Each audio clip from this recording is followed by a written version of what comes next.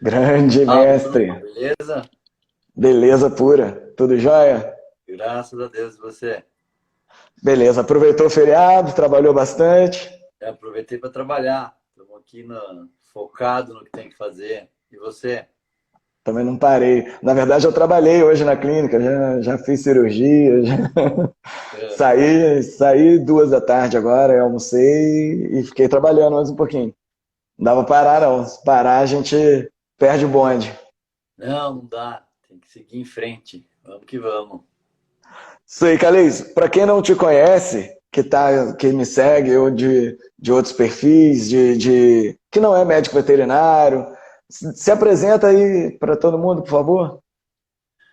Bom, meu nome é Caleiso Rosa, não pude fazer nada com relação a isso. Uma daquelas situações sobre as quais não se tem nenhuma autonomia. Minha mãe chamava Zuleika, meu pai era apaixonado por ela.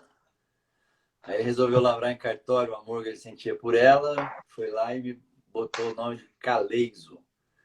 Aí chegou de um certo tempo, eu tive que inventar que era grego, porque não dava para se apresentar para as meninas na balada falando que é o contrário de Zuleika. Perdia 50% de chance de fazer uma amizade sincera. Eu sou veterinário de formação, eu me formei em 1995, porque eu entrei muito cedo na faculdade, então eu me formei cedo também. Daí logo que eu me formei, comecei a trabalhar com cardiologia. Na época não tinha curso de pós-graduação lá do Censo, então eu comecei de forma autodidata. E aí eu comecei a ouvir dos clientes, como você explica bem, nossa, como você explica bem, meu médico não me explica desse jeito, agora eu entendi o que, que meu marido tem, o que, que meu pai tem, enfim. Eu sempre conto isso porque essa é uma dica que eu dou até para autoconhecimento. Muitas pessoas não sabem exatamente qual é a missão delas, qual é o diferencial delas, o que, que elas fazem melhor que os outros.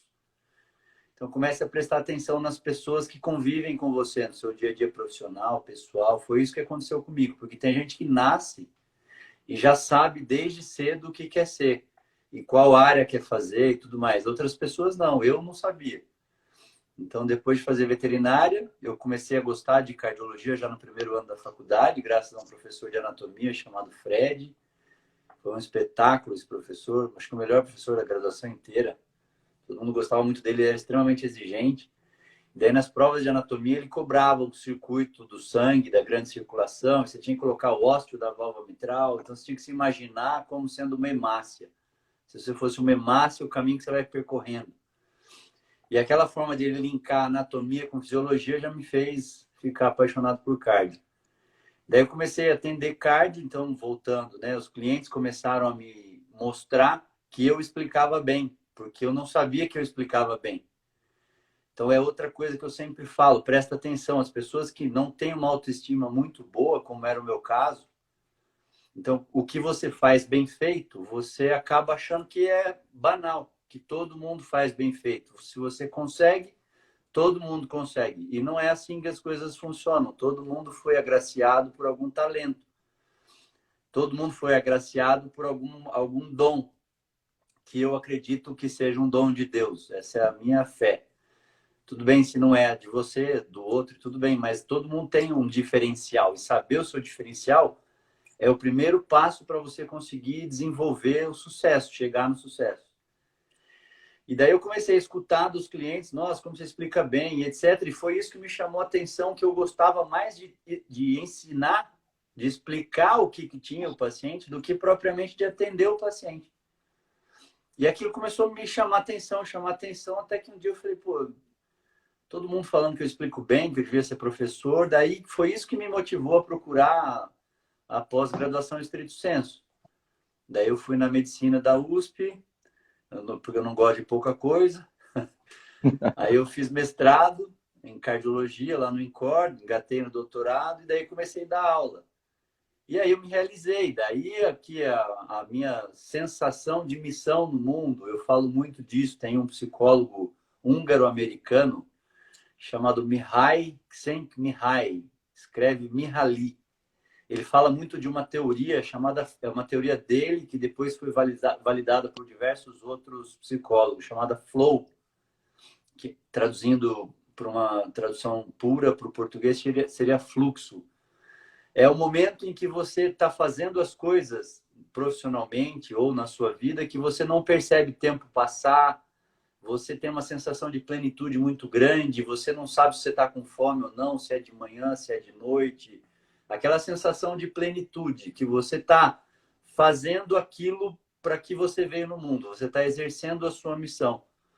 Então ele coloca isso num gráfico muito legal, onde ele o eixo Y é o desempenho, o eixo X, aliás, o eixo Y é isso, o desempenho, o eixo X é o desafio.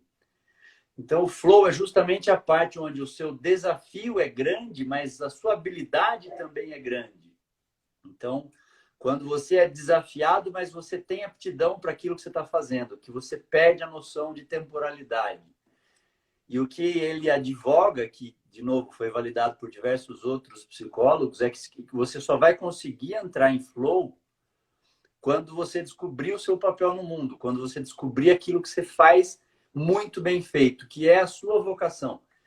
E aí a gente linka com diversos outros estudos que eu já li sobre alta performance, desempenho, inteligência emocional. Por exemplo, uma pesquisa do Instituto Gallup, que, com os profissionais bem-sucedidos.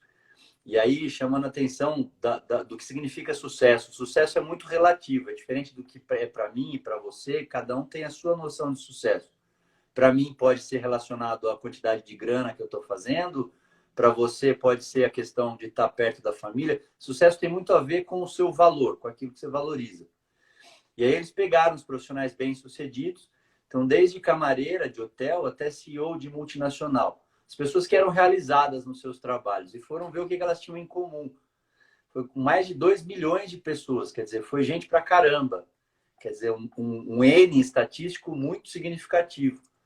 E o que tinha de similaridade entre essas pessoas é que justamente elas trabalhavam com aquilo que elas tinham de ponto forte, que tem a ver com esse estudo desse psicólogo húngaro-americano. Quer dizer, você só entra em flow quando você faz aquilo para qual você nasceu, a sua missão no mundo.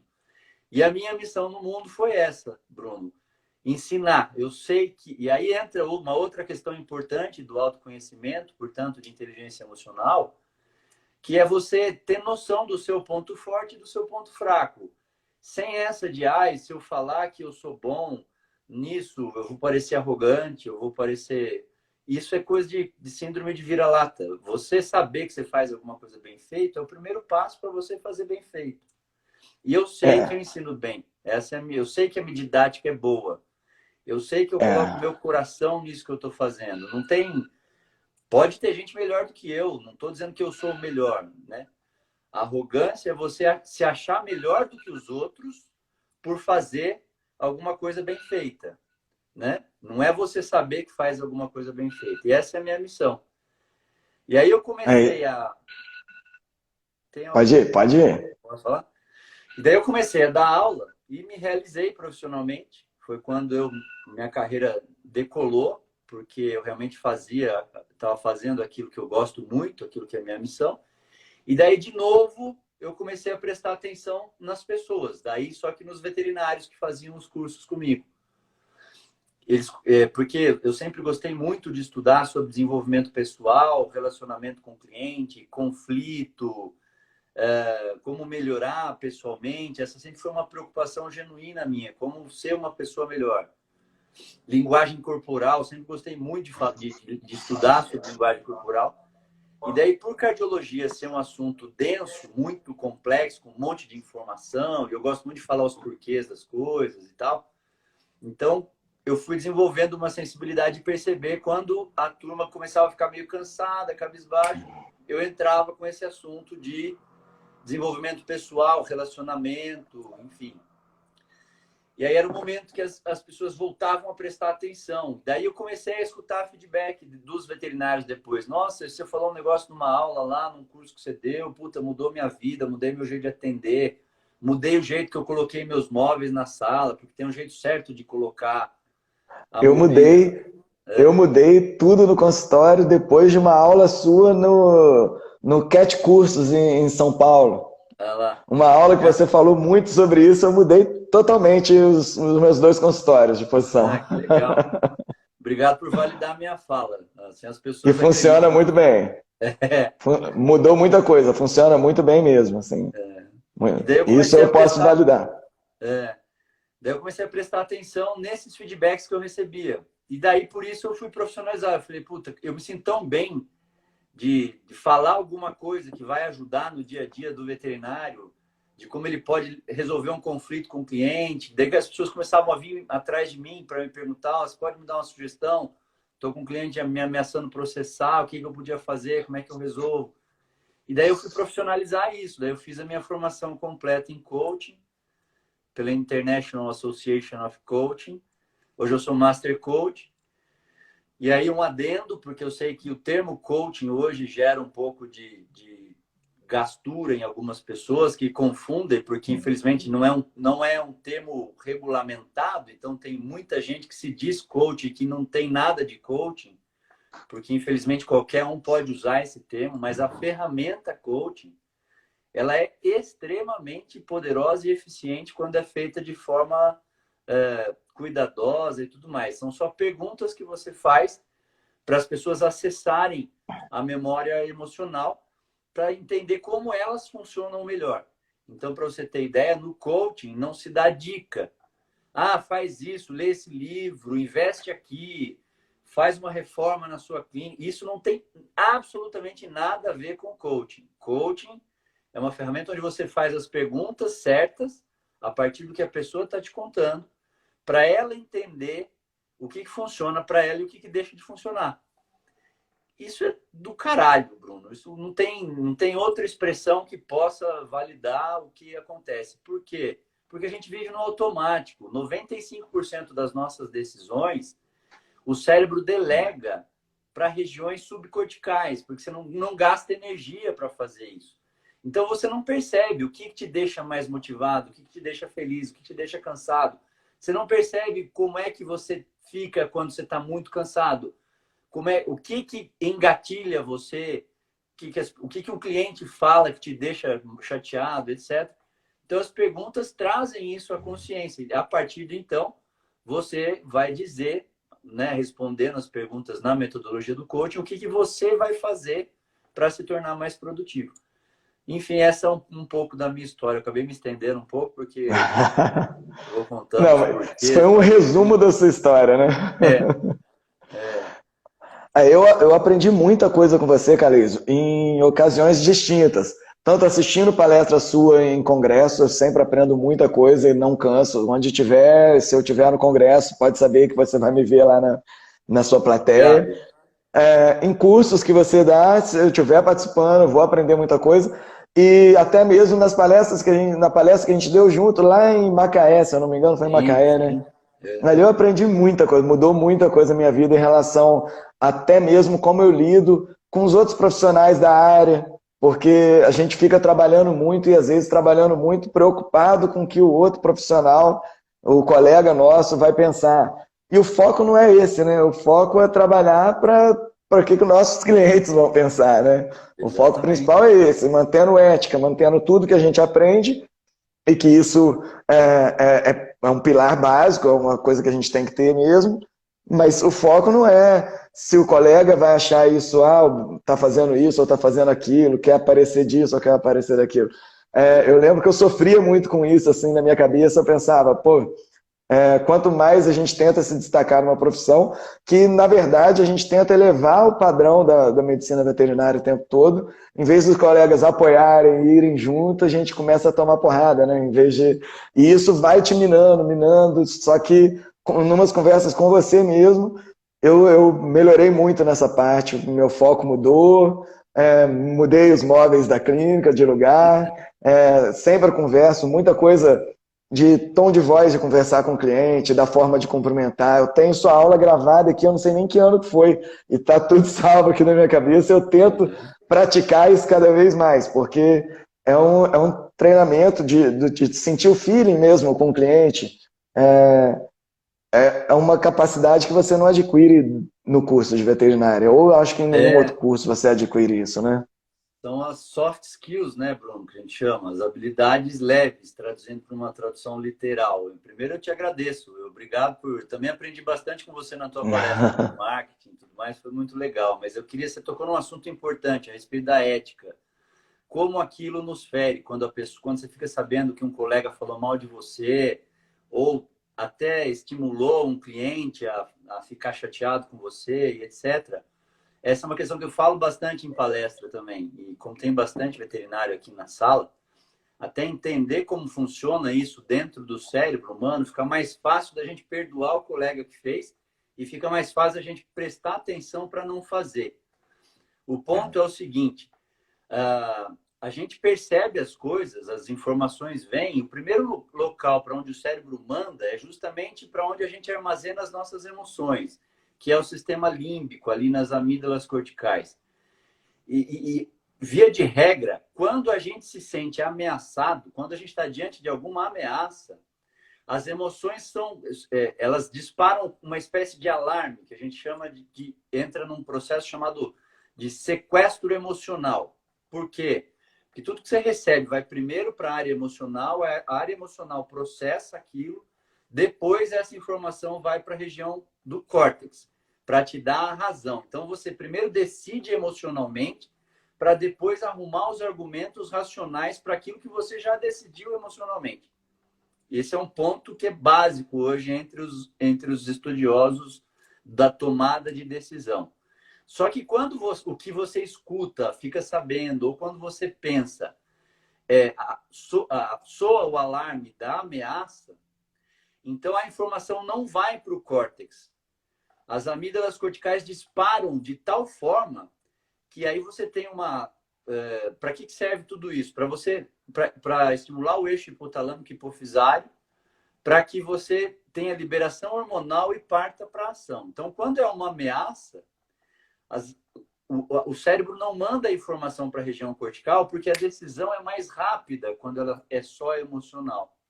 Por que eu estou dizendo isso? Porque isso faz parte do processo evolutivo. Se a gente pensar que a gente descende do homem das cavernas, que via um predador na frente dele, e aquilo era uma ameaça real, então ele tinha esse sequestro emocional para decidir correr ou enfrentar logo. Não dá para ele ficar pensando, Matuto, o que eu vou fazer com esse urso na minha frente? O que eu vou fazer com essa cascavel na minha frente? Vou bater um papo. Não dava. Então tinha que ser muito rápido. Acontece que hoje as ameaças que a gente tem são ameaças do ponto de vista de ego. São mais ameaças virtuais do que reais. Eu me sinto ameaçado quando eu vejo um colega que está montando um centro diagnóstico do meu lado ali para fazer a mesma coisa que eu faço. Eu me sinto ameaçado quando eu vejo um outro palestrante sendo muito elogiado e na mesma área que eu, então ele pode tirar uma parte da minha fatia do bolo. Só que isso não é um processo racional. Puxa, ele vai tirar o meu mercado, vai tirar meu dinheiro, vai faltar dinheiro para eu dar comida para minha filha. É emocional. E aí a resposta diante de uma ameaça muito grande é que está o ponto.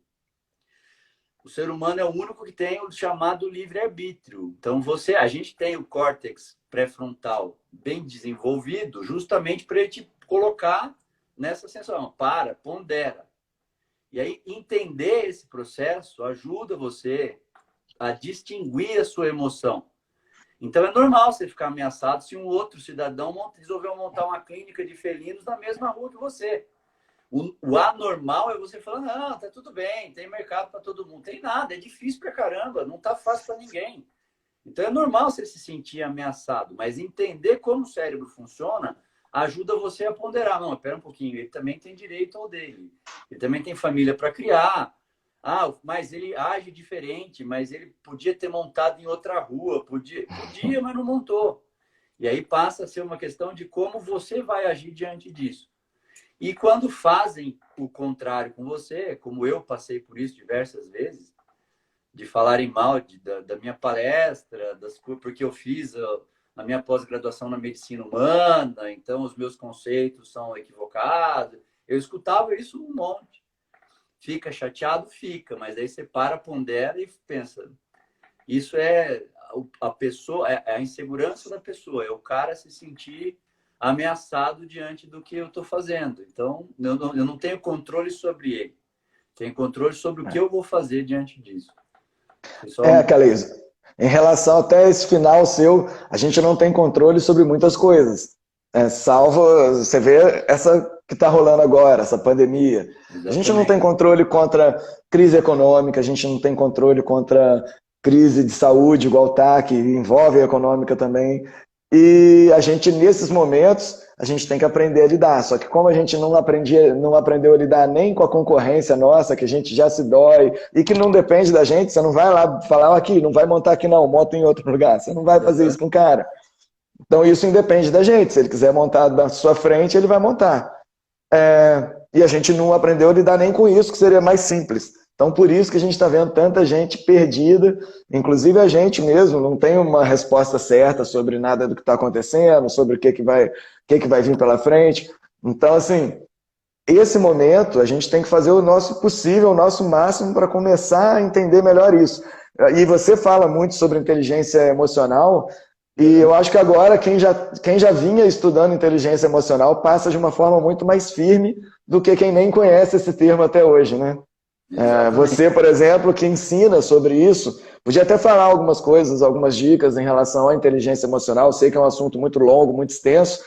Tudo isso que você falou já faz parte um pouco da inteligência emocional. Mas se você conseguir dar alguma dica em relação a isso para fortalecer. Eu vi o Geraldo Rufino, que é um palestrante, também assisti algumas lives dele, e ele fala muito do empreendedor antifrágil, né? Para ser o antifrágil. Eu vejo isso muito como inteligência emocional. A pessoa que está firme nisso daí, que entende sobre isso, está mais seguro nesse momento, né? Exatamente. A questão é que nesse momento de incerteza, é normal a gente evocar emoções negativas, aquelas emoções que são mais difíceis de lidar. A gente separa em emoção positiva ou negativa mais pelo aspecto de gostar de sentir ou não. Porque toda emoção tem o seu papel. Ainda aquelas que a gente não gosta de sentir, o medo, ansiedade, preocupação, culpa, raiva, tristeza, enfim. Cada uma tem o seu papel. E nesse momento que a gente não sabe o que vai acontecer, é normal a gente evocar a ansiedade, não saber, e agora? E se eu pego a doença? E se eu perco o meu emprego? E se eu não tenho dinheiro para pagar as contas? E se eu perco o cliente? Isso. Quer dizer, a gente fica focando, tentando enxergar aquilo que a gente não vai ter resposta e que é absolutamente improdutivo. Aí é que entra o ponto de você ter consciência do que você está sentindo. Então, o primeiro aspecto da inteligência emocional é você reconhecer as emoções em si mesmo. Porque o que é uma emoção? É um impulso biológico, você não tem controle sobre isso. Vai acontecer, você escuta alguma coisa, vê, ou sente alguma coisa, ou pensa em alguma coisa, aquilo vai primeiro para as amígdalas corticais, o local onde você armazena as suas emoções para o teu cérebro processar e associar com coisas parecidas que você viveu. E aí é um diálogo interno mesmo. O teu cérebro te fala, ó, Bruno, a última vez que aconteceu alguma coisa parecida, a gente sentiu isso, sentiu medo, sentiu raiva, sentiu culpa. E daí tem inervação das amígdalas até o eixo hipotalâmico hipofisário para secretar hormônio para você ter um aspecto corporal, fisiológico.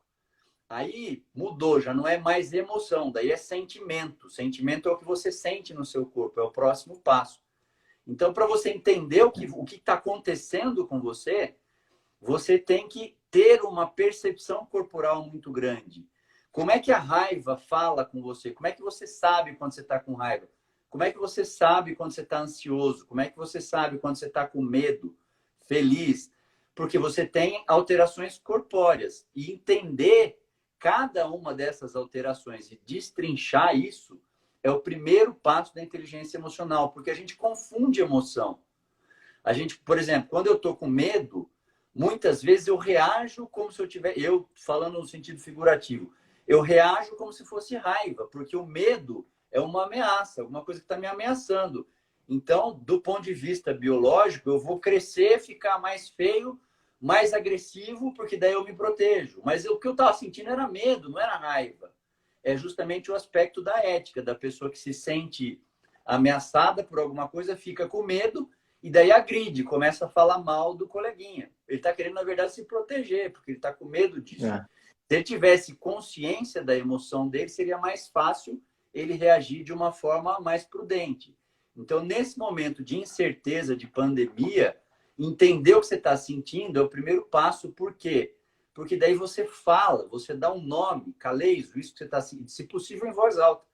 Isso que você está sentindo é ansiedade. Por quê? Porque daí eu transformo um sentimento amorfo, ruim, que é palpitação, uma respiração mais curta, andar para lá e para cá, em alguma coisa que tem nome. Então eu transformei num inimigo que agora eu consigo entender que inimigo é esse. Daí eu consigo traçar planos para eu poder reduzir esse grau de ansiedade. Por quê? Porque daí eu trouxe a consciência. Então, o que eu falei, é só o ser humano que tem isso. O cachorro não tem, o gato não tem, os animais inferiores não têm. Eles não têm essa consciência, o que eu estou sentindo é medo. Eles agem só pelo instinto. O ser humano não. Se eu traduzo, se eu falo, Caleis, isso é ansiedade, eu sou obrigado a ativar sinapses no meu córtex esquerdo, que é a área de cognição. Então, eu estava com a emoção muito em cima e a razão aqui embaixo. No momento que eu traduzi a minha linguagem corporal e falar, Caleis, isso é ansiedade, eu trouxe a minha razão para cá. Aí uma tem condição de aniquilar a outra. Então, se é ansiedade, espera um pouquinho, deixa eu focar naquilo que eu tenho controle. Não adianta eu ficar com medo se eu vou perder o emprego, se eu não vou. Eu não tenho controle sobre isso. Não adianta eu ficar com medo se eu vou ter cliente, se eu vou pegar a doença. Então, o que eu posso fazer agora? Aí entram os planos de ação.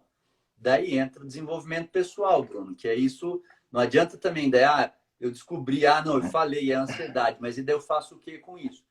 Aí o próximo passo do autoconhecimento é você saber o que te acalma, o que te deixa feliz, o que te deixa motivado. Aí, o que os psicólogos estudiosos do assunto indicam? Você focar o teu pensamento em outra coisa. Então, tem diversos estudos extremamente interessantes. Quer dizer, foca o teu pensamento, escolhe fazer alguma coisa que você gosta. Vou dar um exemplo prático meu. Passou um tempo da minha vida que eu tinha um medo danado de voar. Não sei porquê, comecei a criar pânico de andar de avião. E eu estava voando todo final de semana. Eu tinha que encarar aquele medo, porque a minha atividade profissional depende daquilo que eu li e estudei. Quer dizer, a hora que eu começava a ficar com medo, eu pegava o notebook, abria e começava a montar a aula. Mexer no PowerPoint, colocar, mudar a letra, mudar o slide, porque isso é uma coisa que eu gosto tanto de fazer, que então eu desviava o meu foco de atenção para uma atividade simples, besta, que eu gosto de fazer. E aí, óbvio que de vez em quando vinha aquele pânico. Nossa, entrou no meio da nuvem. Nossa, começou a chover. Entrou em turbulência. Mas a maior parte do tempo eu conseguia controlar aquilo. Então, você primeiro entende o que você está sentindo, daí começa a focar em alguma coisa que você goste de fazer que te deixa motivado. Minha mãe, por exemplo, gostava de lavar louça. Quando ela se via meio ansiosa e nervosa, ela ia para a cozinha e precisava fazer alguma coisa manual. E daí ela começava a cantar as músicas de igreja dela e tal, porque o cérebro associa uma atividade com a outra, e daí ela se acalmava. Então, tudo isso é coisa simples, não tem mágica nesse processo. Só que a gente não tem consciência disso tudo. Então, as primeiras dicas para passar por esse processo é entender a sua própria linguagem corporal, como é que o teu corpo traduz cada emoção específica, dar um nome para essa emoção, dizer em voz alta e daí criar ações para você fazer. Ações simples. Pode ser escutar uma música, uma leitura, uma oração, meditação. Eu tenho falado em todas as lives, em todas as palestras, em todos os artigos que eu estou escrevendo, porque isso é cada vez mais uma ciência.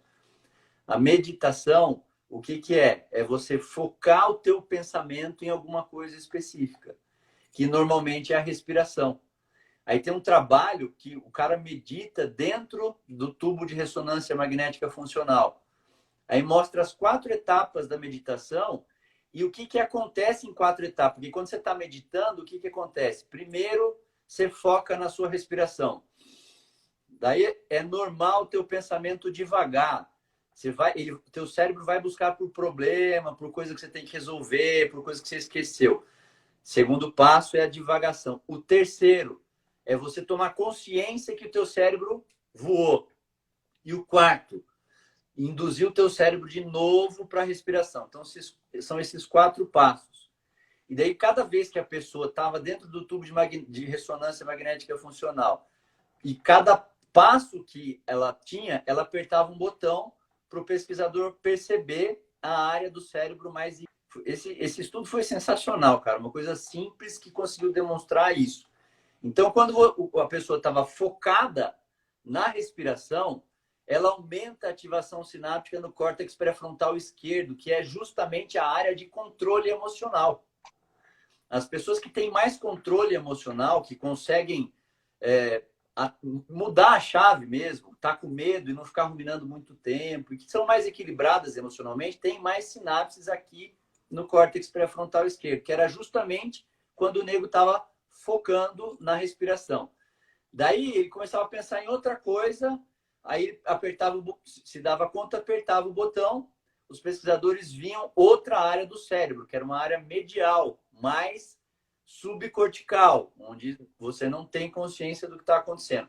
De repente, nossa, puta, meu pensamento voou, aperta outro botão, era outra área do cérebro que era acionado, mais irrigado.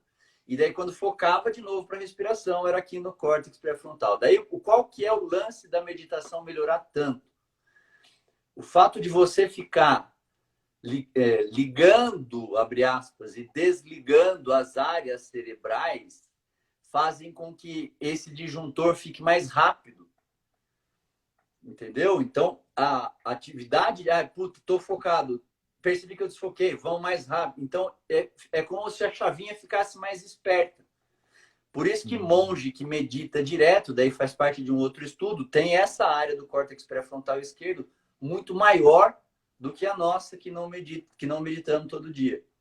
Porque à medida que você vai estabelecendo uma necessidade maior de cada área cerebral, a neuroplasticidade vai levando mais neurônio para aquela região.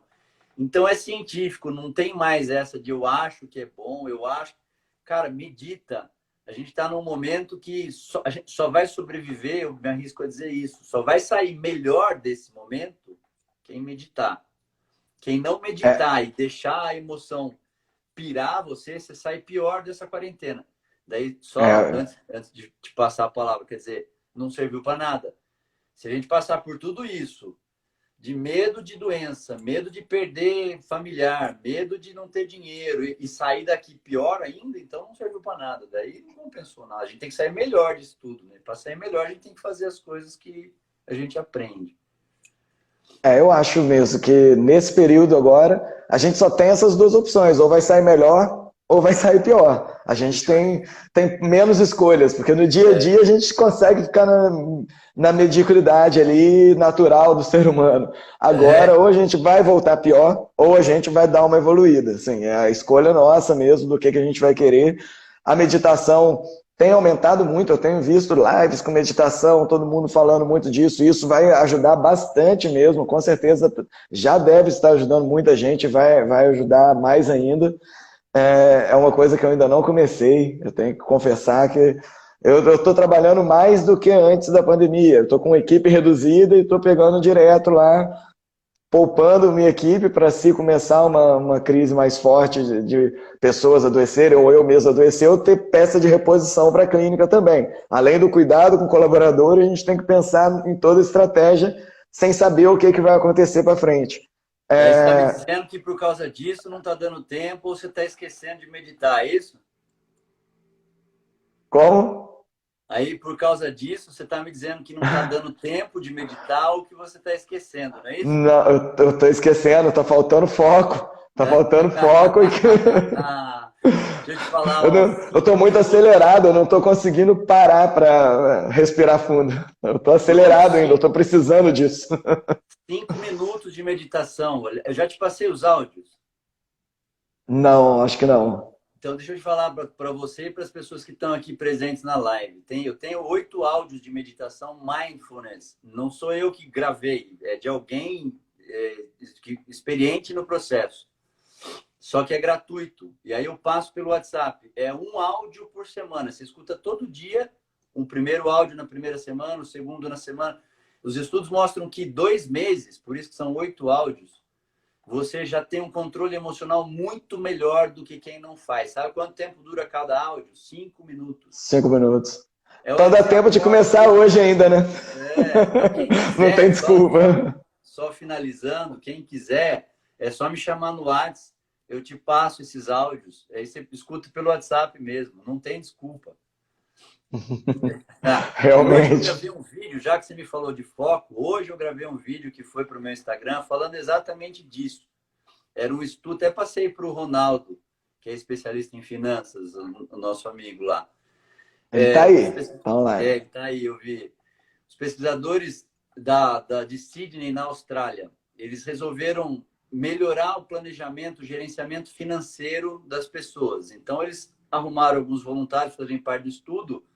Esses caras tinham que anotar tudo que eles tinham tudo que eles gastavam. Comprou alguma coisa, anota.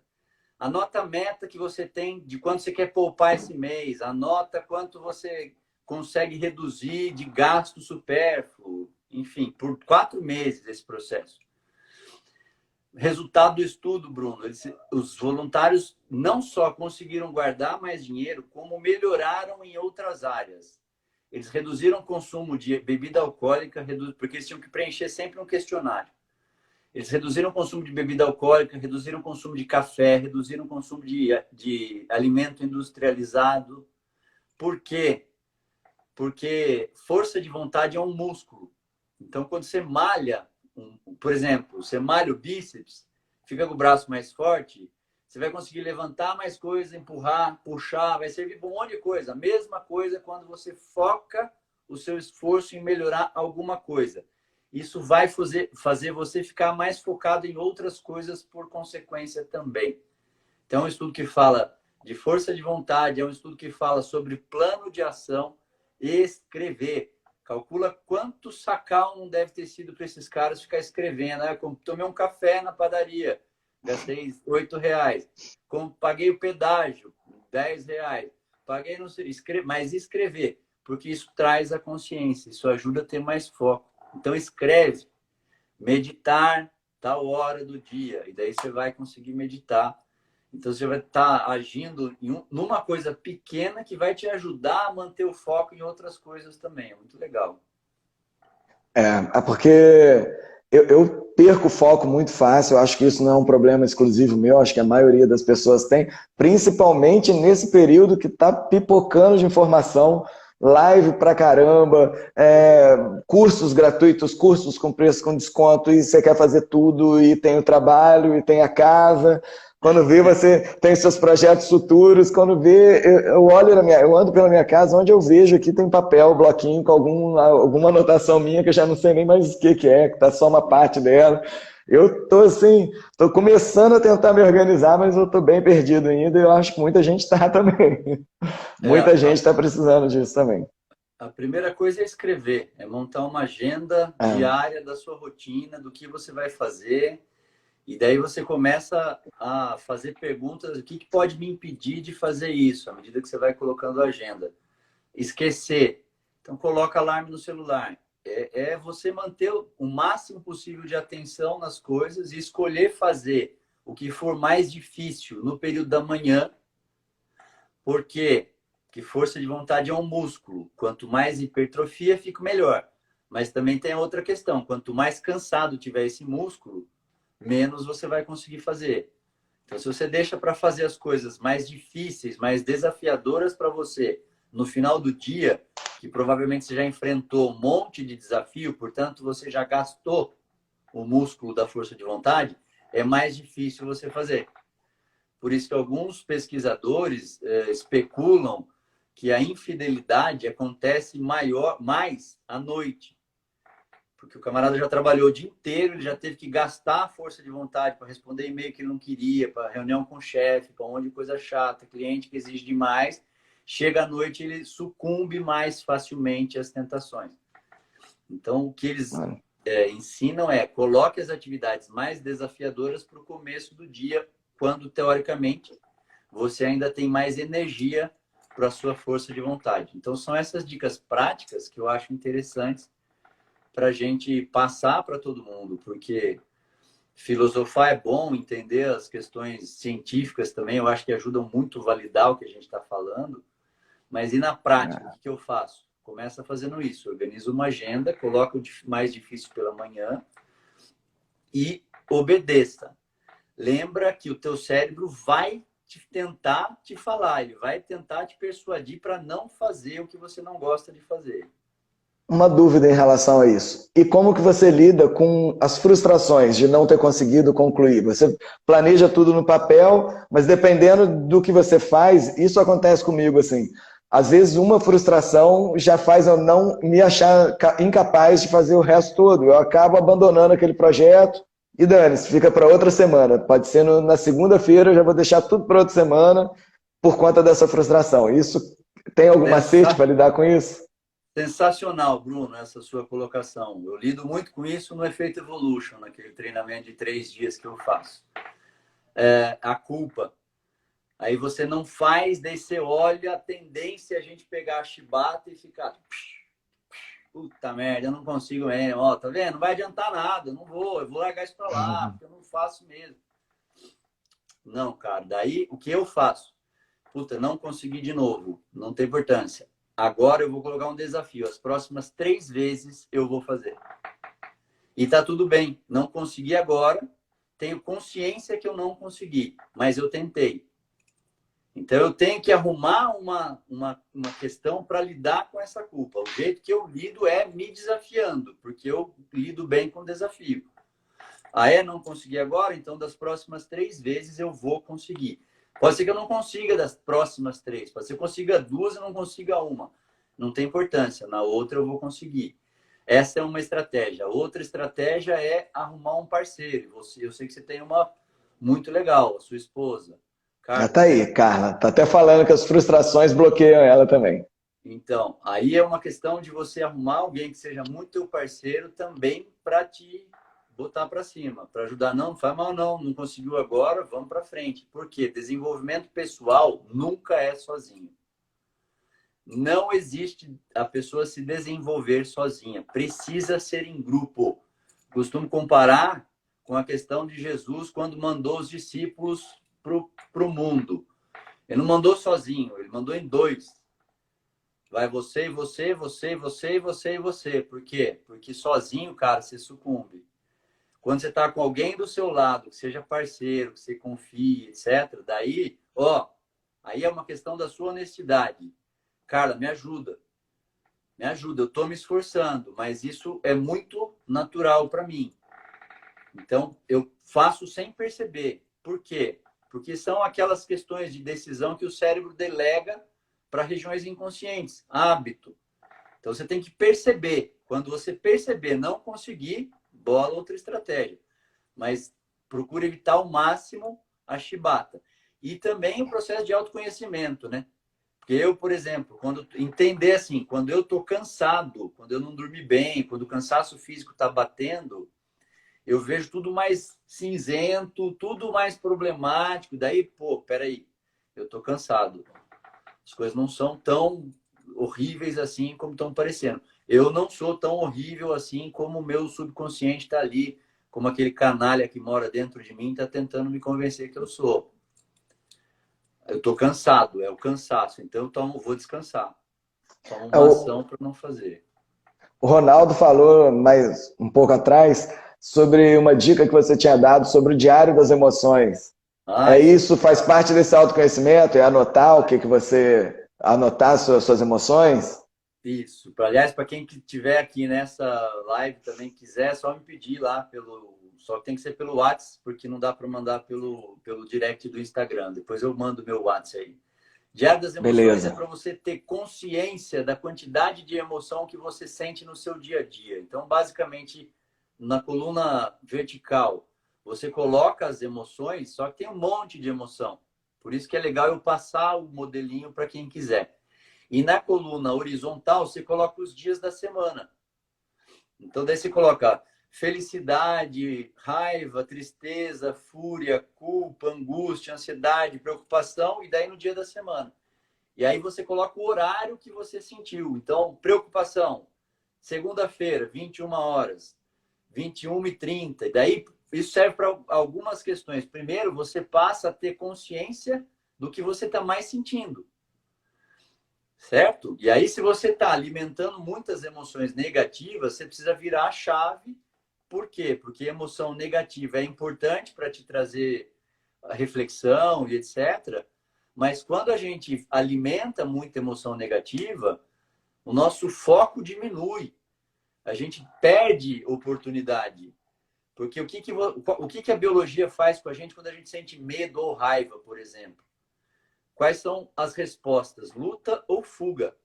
Você não vê mais nada na sua frente, justamente porque você precisa tomar uma decisão rápido, correr ou encarar. Só que se você fica alimentando ansiedade, tristeza, raiva, culpa, você deixa de enxergar outras oportunidades. É aquele momento que as pessoas falam, ah, mas faz isso, Bruno. Ah, mas não vai dar certo, porque o fulano tentou. Mas você também pode fazer assim, ah, mas também não dá certo, porque eu não consigo fazer. Mas nada funciona, você não está enxergando, não é porque você é má pessoa.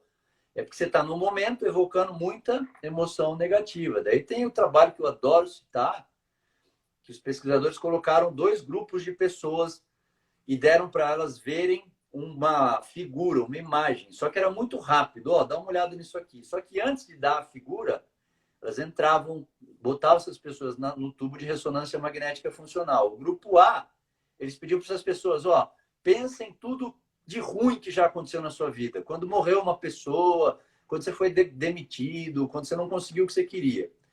Entra no tubo, dá a figura para a pessoa. Para o grupo B, ó, pensa em tudo de bom que já aconteceu na sua vida. Para quê? Para um grupo evocar a emoção negativa, o outro grupo evocar a emoção positiva. Por que no tubo de ressonância magnética funcional? Para eles verem qual área do cérebro é mais irrigada ou menos irrigada. Todo mundo sabe o funcionamento.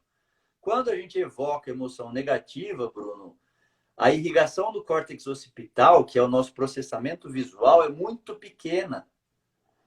Aí as pessoas enxergavam menos coisa na imagem que eles pediam para elas verem. Quando você evoca emoção positiva, o fluxo sanguíneo no córtex occipital, que é o processamento visual, expande. Essas pessoas enxergavam a imagem com mais detalhe, conseguiam descrever mais coisa. Resumo da ópera. Quando você está evocando emoção positiva, você enxerga mais metaforicamente e literalmente. E negativa também. Qual que é a explicação? Quando a gente evoca emoção negativa, o cérebro te fala assim, ó, negão, é correr ou encarar. Não vai ficar olhando muita coisa para fazer não, porque não dá tempo. Só que, de novo, isso faz parte de um processo evolutivo onde as ameaças eram reais. Era o urso que estava ali na tua frente. Se você não correr, você vai morrer. É questão de sobrevivência. Hoje, as ameaças são virtuais. Até essa, com exceção de quem morre por causa do Covid-19. Obviamente que tem as restrições do que eu vou falar. Mas eu estava falando com uma colega hoje no Instagram, aliás, com 2 que vieram me procurar. Pô, não tô legal, o que eu faço e tal. Tá, pensa daqui 5 anos. O que tudo isso vai trazer pra gente? A gente vai dar um jeito de passar por isso. Vai ter dificuldade? Vai. Mas a gente vai passar por isso. É melhor que a gente passe olhando, enxergando a oportunidade. Resumindo, é o cara que enxerga a oportunidade na crise. Que no meio da crise ele enxerga alguma coisa para ele fazer, bum, depois ele fica milionário de ganhar dinheiro. Por quê? Porque o cara é otimista, que evoca emoção positiva. Na crise o dinheiro muda de mão. O dinheiro não some. Ninguém está queimando o dinheiro. Na crise o dinheiro muda de mão. Tem as histórias de muitas empresas que ressurgiram ou surgiram durante uma crise. Eu fiz uma live semana passada com o Caíto da Chili Beans. E ele falou uma coisa que eu achei muito interessante. Ele falou que esse momento é um momento que as pessoas estão muito sensíveis, tanto para o bem quanto para o mal, mas estão muito sensíveis e estão mais dispostas a ouvir, a ver alguma coisa. E ele falou até que é um momento bom de, se você já tem uma ideia antiga, criar uma marca agora, trabalhar ela sem pensar na venda, trabalhar a marca positivamente, de uma forma forte, nesse momento que as pessoas estão sensíveis, para quando passar isso tudo, você já tem uma marca já voando, e se você já começa com um passo na frente. Então é um momento de a marca que já existe, você trabalhar ela agora, de uma forma solidária, de uma forma consciente, sem ficar forçando venda, sem ficar pensando em grana. é fortalecer a sua marca na cabeça da pessoa. Isso serve para clínica veterinária, para comércio de óculos igual ao dele, para qualquer outro tipo de serviço. E eu achei isso muito válido também. Nesse período, principalmente, que as pessoas estão realmente mais sensíveis, né? Emocionalmente mais sensíveis. Não, sensacional isso. É o que eu estava falando esses dias, acho que foi ontem na live que eu fiz até.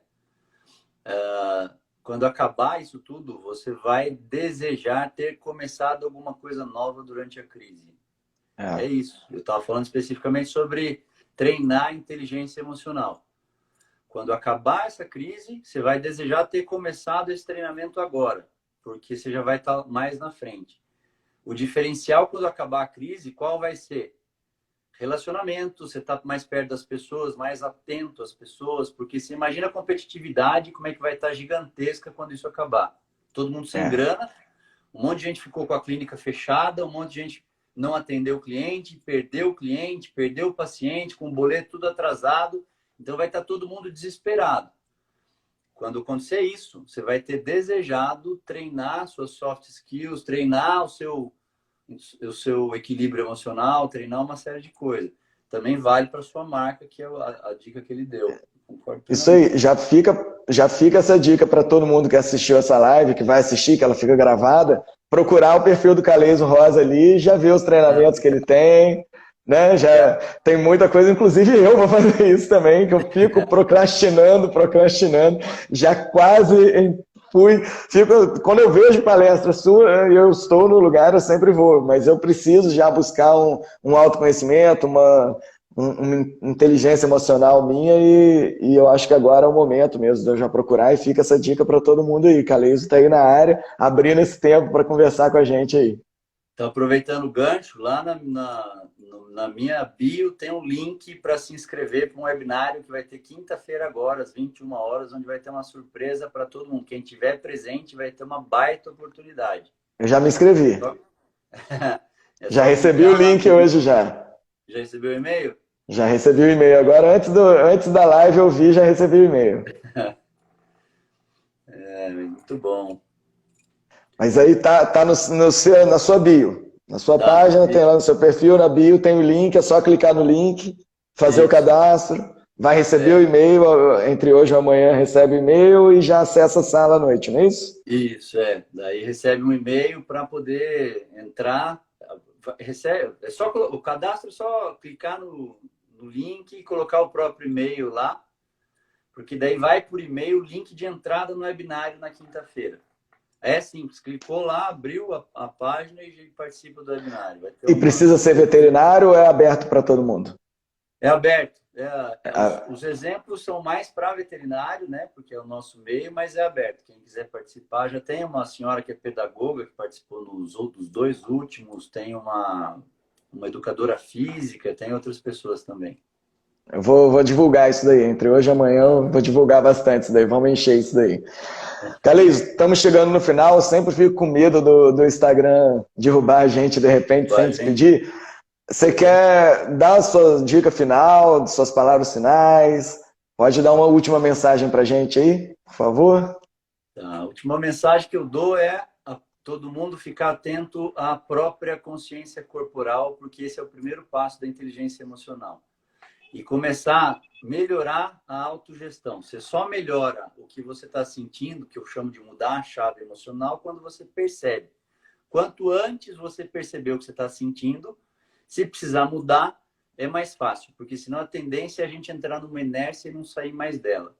E a motivação, que é o que está todo mundo precisando agora, é um subproduto da autogestão emocional, que é justamente essa virada de chave. Eu me manter motivado em meio a tantos desafios depende de eu entender o que eu estou sentindo, para depois poder usar os outros pilares da inteligência emocional. Então, os dois primeiros pilares são voltados a si mesmo, autoconhecimento e autogestão emocional.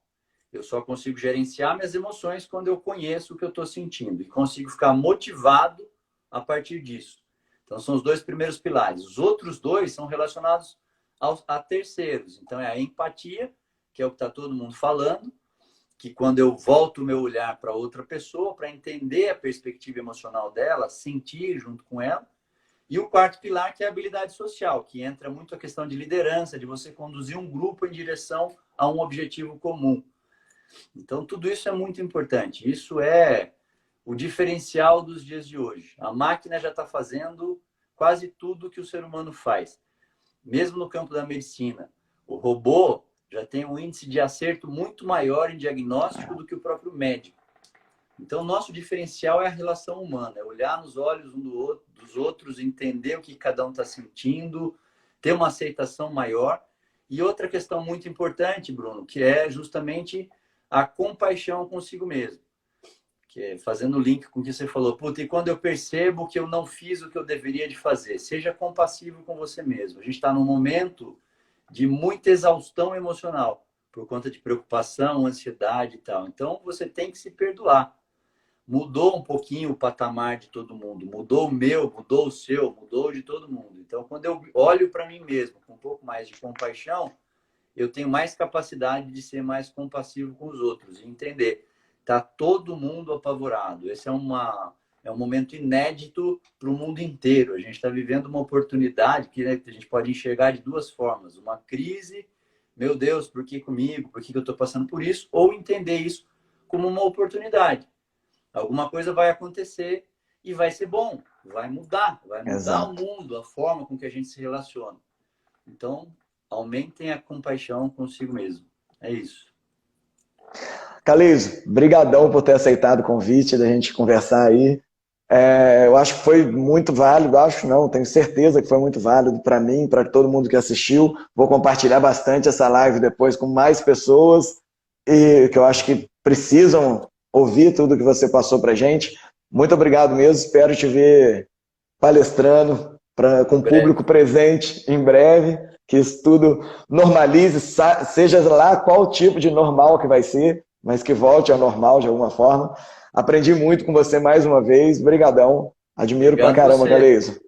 Eu que agradeço, Bruno, o convite, a honra de estar aqui no seu canal, falando com o teu público, muito legal, um prazer muito grande, nossa amizade cada vez se estreita mais, né? Isso aí. A gente já fez junto, espero também fazer mais um monte de coisa e estreitar essa parceria contigo e agradecer também a todo mundo que tá presente, que ficou com a gente aqui até o final da live. Vai ficar gravado nos seus stories, certo? Isso aí, ó, 20 segundos, vai derrubar a gente. Tá bom. Vai ficar gravado. Valeu, abraço. Obrigado, gente, todo mundo. Valeu, Eleonora, abraço. Valeu, tchau.